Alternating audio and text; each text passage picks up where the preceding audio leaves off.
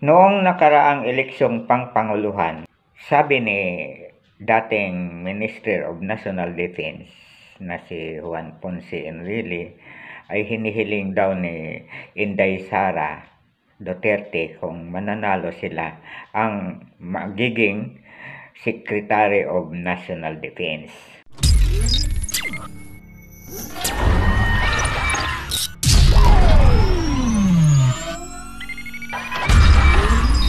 Delikado raw para sa Pilipinas. At kung bumigay sa hiling ni dating Presidente Gloria Macapagal-Arroyo na siya ay magiging Speaker of the House, tulad din ng advice nito, isa sa mga modern makapili ito. Siguro wala na tayong Presidente Bongbong Marcos at na-impeach na siya.